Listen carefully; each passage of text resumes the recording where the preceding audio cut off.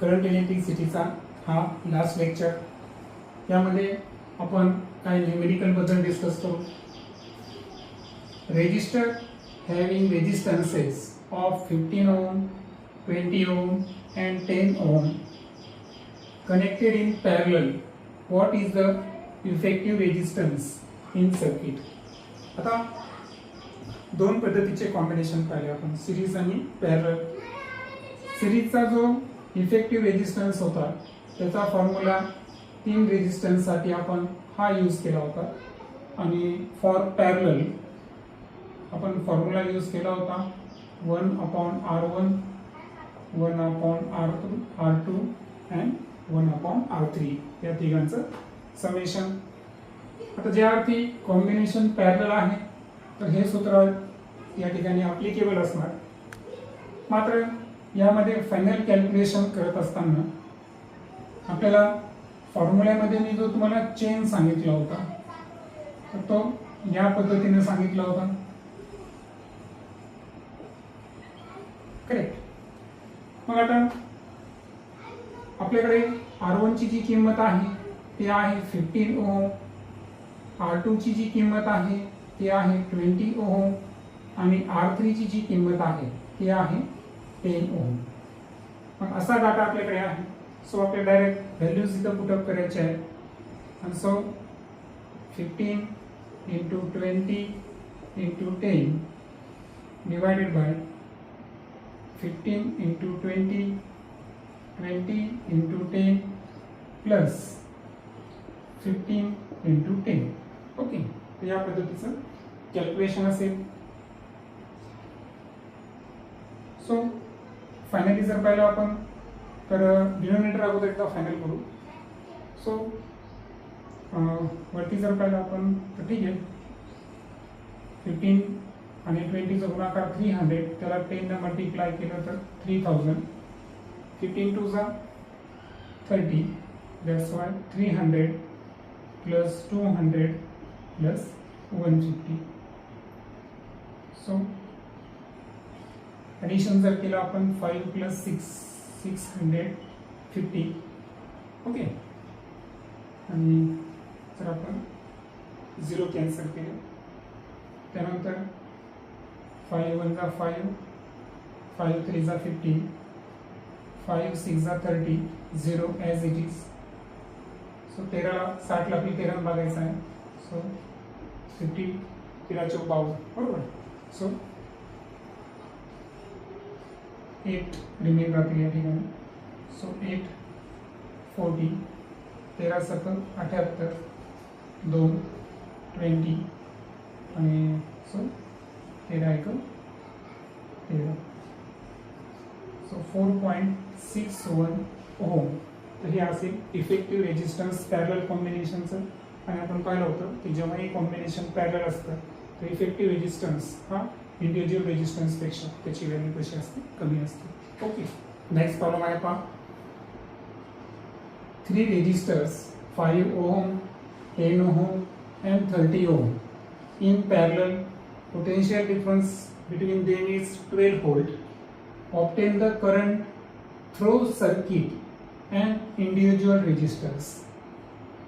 Also calculate effective resistance. पहा, 3 resistors दिले आपल्याला. R1 ची किंमत आहे 5 ओम, R2 ची आहे 10 ओम, R3 कन्सिडर करू आपण 30 ओम. सर्किट मधला जो पोटेन्शियल डिफरन्स आहे तो आहे 12 व्होल्ट. आणि आपल्याला कॅल्क्युलेट करायचा आहे सर्किट मधला करंट. सर्किट मधला जो करंट आहे डेफिनेटली तो आहे I. त्यानंतर इंडिव्हिज्युअल रेजिस्टन्स मधला सुद्धा आपल्याला काय करायचं आहे, करंट कॅल्क्युलेट करायचं आहे. पहा, current in individual resistor. Individual 3 resistors आहेत म्हणून करंट असेल I1, I2 आणि I3. अशी तिन्ही या ठिकाणी करंट असणार. आता एक लक्षात ठेवायचं, जेव्हाही कॉम्बिनेशन हे पॅरलल कॉम्बिनेशन असतं तेव्हा पोटेन्शियल डिफरन्स हा कॉन्स्टंट असतो. आणि सर्किट मधला जोपर्यंत आपण इफेक्टिव्ह रेजिस्टन्स काढत नाही तोपर्यंत या ठिकाणी जो टोटल करंट आहे तर ॲक्च्युअल आपल्याला माहीत आहे की इंडिव्हिज्युअल आपण काढू शकतो पण टोटल काढू शकत नाही. जसं की आता आपला ओम्स लॉ काय आहे, V is equal to I R, आणि यावरून पहिल्यांदा आपण I1 ची किंमत जर काढायची असेल तर काय असेल, V अपॉन R1. तर V आपल्याला दिलेला आहे 12, R1 ची किंमत आहे 5, करेक्ट. आणि सो 5 2 जा 10, 5 4 जा 20. सो करंट I1 जो आहे तो असेल 2.4 एम्पियर. त्यानंतर सेकंड करंट जर फाइंड केला आपण I2 तर तो असेल formula V upon R2. Potential difference आहे 12, R2 मधला जो रेजिस्टन्स आहे तो आहे 10, आणि त्यामुळे करंट जे आहे ते असणार 1.2 एम्पियर. त्यानंतर I3 फाइंड करत असताना V अपॉन R3 हा ओम्स लॉ नुसार फॉर्म्युला असेल. दॅट्स वाय V जो आहे आपल्याकडे तो आहे 30 divided by R3, sorry potential difference आहे 12 आणि हा आहे 3. सो 3 1 जा 3, 3 4 जा 12, 4 अपॉन 10 चा अर्थ काय असतो 0.4 एम्पियर. आता टोटल करंट आपण इथं पण कॅल्क्युलेट करू शकतो का, वाटल्यास आपण टॅली करू, ठीक आहे. तर चौथ्यामध्ये आपण टोटल करंट जर काढायचं असेल तर इंडिव्हिज्युअल करंटची ॲडिशन असते. दॅट्स वाय इथे करंटची व्हॅल्यूज पाहिल्या तर 2.4, 1.2 आणि 0.4. So 4 + 4 8 + 2 10, 0 1 1 1 2 and 4. सो 4 एम्पियर हा टोटल करंट आला. हे आपण ओम्स लॉ सुद्धा क्रॉस व्हेरीफाय करून घेऊ. आता जेव्हा की तिन्ही रेजिस्टर्स हे पॅरलल कॉम्बिनेशन मध्ये आहे, सो यामध्ये पाचवा जो फॉर्म्युला आपण यूज करू तो असेल RP is equal to R1 R2 R3 whole divided by R1 R2 R2 R3 plus R1 R3. Okay, so values put up करू. R1 ची व्हॅल्यू आहे 5 इंटू 10 इंटू 30. ओके, आता डायरेक्ट ॲडिशन घेतो आपण. 5 आणि 10, 5 10 जा 50, R2 R3 10 into 30 300, R1 R3 3 into 30, so it is the 150. आता calculation मध्ये आणखीन एक गोष्ट करता येते पहा, ती सांगतो मी तुम्हाला, थोडंसं डिफरंट ट्रिक. आता यामध्ये सर्वांमध्ये ॲडिशन न करता मी काय करतो 50 कॉमन काढतो. पहा वरती गुणाकार जर पाहिला आपण तर 5 into 10 is equal to 50 into 30 आणि डिवायडेड बाय 50 जर कॉमन काढला मी तर 50 कॉमन काढलं तर काय राहील 1, 5 6 जा 30, 5 3 जा. ओके, लक्षात आलं 50 कॉमन काढलं, थोडंसं different. So 50 into 30 divided by 50 into सर्वांचे ॲडिशन करा 10 इन 50 50 कॅन्सल 30 अपॉन 10. सो जो रेजिस्टन्स आला या ठिकाणी तो आला 3 ओहम. आता 3 ओहम हे रेजिस्टन्स आलेला आहे आणि आपल्याला व्हेरीफाय करायचं आहे की करंट 4 एम्पियर आहे का. तर पुन्हा एकदा आपण काय करू, ओहम्स लॉ अप्लिकेबल करू. V is equal to I R. यावरून आपण इथं आर जो आहे तो RP असेल पूर्ण सर्किटचा. सो आय ची व्हॅल्यू काढताना V अपॉन RP ची व्हॅल्यूज आपल्याला कुठे करू की V जो आहे तो आहे आपला 12 एम्पियर, सॉरी 12 व्होल्ट, आणि RP आता काढला आपण 3 ओहम, आणि सो 3 4 जा 20. म्हणजे याचा अर्थ करंट आपण दोन पद्धतीने काढला होता. इंडिव्हिज्युअल करंटची ॲडिशन न काढली तेव्हाही व्हॅल्यू 4 एम्पियर आली, आणि ओम्स लॉ नुसार सर्किटचं पोटेन्शियल डिफरन्स आणि इफेक्टिव्ह रेजिस्टन्स माहीत असताना करंट कॅल्क्युलेट केला, यावेळेस सुद्धा 4 एम्पियर आला. अशा पद्धतीने क्रॉस व्हेरिफिकेशन आपण करू शकतो. नेक्स्ट प्रॉब्लेम आहे पहा. Resistance of 1 metre long nichrome wire is 6 ohm. If we reduce the length of wire to 70 centimeter, what will be the resistance? आता वायरची जी इनिशियल लेंथ आहे ती आहे 1 मीटर. इनिशियल जे रेजिस्टन्स आहे ते आहे 6 ओहम. त्यानंतर लेंथ ही रिड्यूस करण्यात आली आणि जी फायनल लेंथ आहे L2 ही आहे 70 सेंटीमीटर. 70 सेंटीमीटरला आपण 0.7 मीटर असे लिहू शकतो. आणि आपल्याला आता ही लेंथ असतानाचं रेजिस्टन्स या ठिकाणी कॅल्क्युलेट करायचं आहे. आता आपण पाहिलं होतं की रेजिस्टन्स हा लेंथच्या डायरेक्टली प्रोपोर्शनल आणि एरिया ऑफ क्रॉस सेक्शनच्या इन्व्हर्सली प्रोपोर्शनल आहे. पैकी आपल्याला एरियाचा कुठलाही रेफरन्स इथं नाही, म्हणजे फक्त आपण हे विचारात घेणार की रेजिस्टन्स हे लेंथच्या डायरेक्टली प्रोपोर्शनल आहे. सो रेशोमध्ये कसं घेणार आपण, R1/R2 is equal to L1/L2.